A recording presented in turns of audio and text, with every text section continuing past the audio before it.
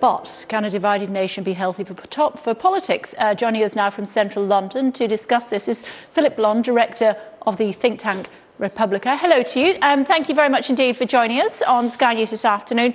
Is it good for debate if we are divided? That helps with healthy discussion, doesn't it?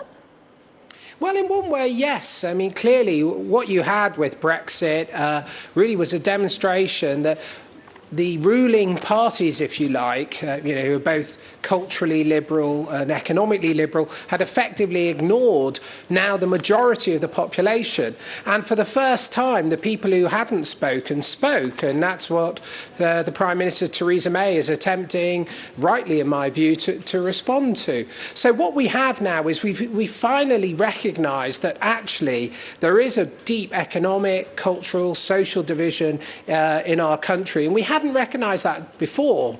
And we'd long kind of laboured under the misapprehension that what was good for London and for the South East was also good for everywhere else. And we pricked that bubble, and it needed to be pricked because it just isn't true. And so for the first time, the concerns of people who have been ignored for arguably 20, 30 years are to the fore. And I do think that's a good thing. Yeah, one of the challenges, I suppose, another way of looking at it, is that our moral compasses are set differently. Some of us want to look after people at home. Others think that we should be more inclusive with people within Europe.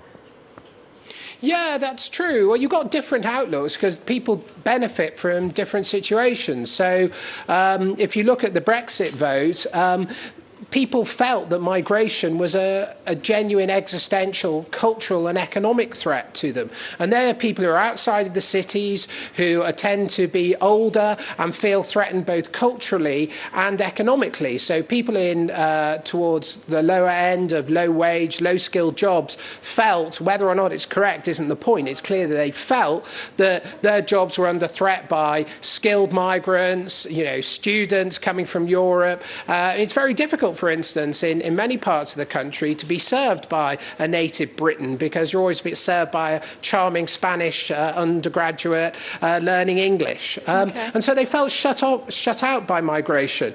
And I think that's true. Whereas if you feel you're doing well, if you're in London or the South East, you're successful, you're earning a lot, you just get all the benefits and you can't see what the problem's about. And that's really the divide that now we're facing, and it's quite stark. Okay. Phillip, we are sadly out of time. It's a busy old day today. Please come back and talk to us again very soon. That was fascinating. We appreciate it. Thanks very much indeed. Thanks a lot. Thank you. Still to come.